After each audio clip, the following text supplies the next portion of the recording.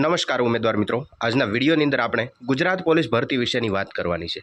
જોઈએ તો આ વખતે છે તે ઓપ્ટ આઉટનો ઓપ્શન છે તે આપવામાં આવશે. આવી માહિતી છે તે ભરતી બોર્ડના અધ્યક્ષ નિર્જા ગોડરુ મેડમ દ્વારા જણાવવામાં આવેલી છે. ત્યારબાદ આગળ જોવાનું છે કે ડોક્યુમેન્ટ વેરિફિકેશનની પ્રક્રિયા હાલ ચાલુ છે અને પૂર્ણ થઈ ગયા પછી શું શું કાર્યક્રમ આગળ આવશે.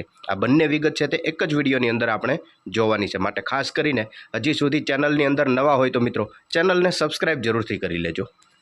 સૌથી પહેલી વિગત જોઈએ તો તમે અહીંયા જોઈ શકો છો, જ્યારે ડોક્યુમેન્ટ વેરિફિકેશનનો કાર્યક્રમ શરૂ થયો હતો, મતલબ કે દસ્તાવેજ ચકાસણી માટે ઉમેદવાર મિત્રોને 17 તારીખથી બોલાવેલા હતા. તો 17 તારીખે જ્યારે ડોક્યુમેન્ટ વેરિફિકેશન માટે બોલાવવામાં આવેલા હતા ત્યારે ભરતી બોર્ડના અધ્યક્ષ શ્રી નિર્જા ગોડરુ મેડમ દ્વારા SRP ગ્રાઉન્ડ સેજપુર બોધા કૃષ્ણનગર ખાતે આવેલા હતા અને પોતે જણાવ્યું હતું કે લોકરક્ષક કોન્સ્ટેબલના ઉમેદવાર મિત્રો નિશ્ચિત રહે, કારણ કે આ વખતે ઓપ્ટ આઉટનો ઓપ્શન આપવામાં આવશે તેવું ભરતી બોર્ડના અધ્યક્ષે આપણને જણાવેલું હતું. તો બની શકે કે ડોક્યુમેન્ટ વેરિફિકેશન પૂર્ણ થયા બાદ એક પ્રોવિઝનલ મેરિટ લિસ્ટ જાહેર કરવામાં આવે અને મેરિટની અંદર સમાવેશ થયેલા ઉમેદવાર મિત્રોમાંથી જે ઉમેદવાર મિત્ર ઓપ્ટ આઉટ કરવા માગતા હોય તેમના માટેનો એક ઓપ્શન આપવામાં આવી શકે છે. ત્યારબાદ ફાઇનલ મેરિટ આવી શકે છે. આ રીતની માહિતી આપણને મળેલી છે. ત્યારબાદ જોઈએ તો ડોક્યુમેન્ટ વેરિફિકેશનની પ્રક્રિયા પૂર્ણ થયા બાદ આગળની પ્રોસેસ શું આવશે. તમે અહીંયા જોઈ શકો છો કે ગુજરાત પોલીસ ભરતી બોર્ડ દ્વારા ડોક્યુમેન્ટ વેરિફિકેશન પૂર્ણ થશે ત્યારબાદ નીચે મુજબની પ્રક્રિયા આવી શકે છે.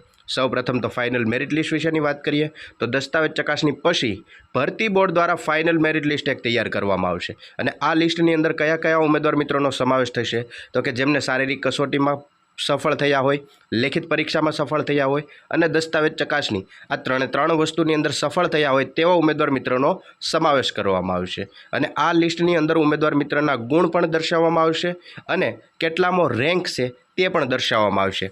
આવી રીતે ફાઇનલ મેરિટ લિસ્ટ એક તૈયાર કરવામાં આવશે અને જાહેર કરવામાં આવશે. ફાઇનલ મેરિટ લિસ્ટ બાદ વાત કરીએ તો પોલીસ વેરિફિકેશન આવશે.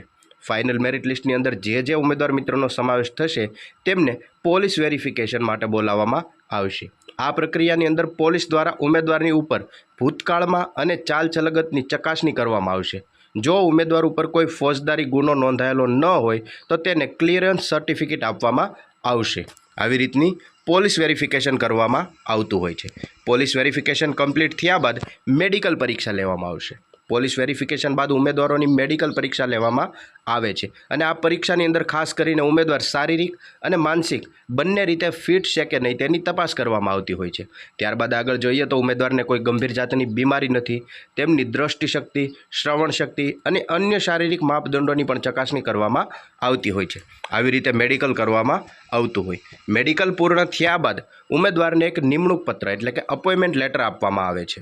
ઉપરની તમામ પ્રક્રિયામાં સફળતાપૂર્વક પૂર્ણ કરેલા ઉમેદવાર મિત્રોને અપોઇન્ટમેન્ટ લેટર એટલે કે નિમણૂક પત્ર આપવામાં આવે છે અને આ પત્રકની અંદર ઉમેદવારને કઈ જગ્યાએ અને કઈ તારીખ ઉપર ક્યારે તમારે ફરજ ઉપર હાજર થવાનું છે તેની સંપૂર્ણ માહિતી આપેલી હોય છે.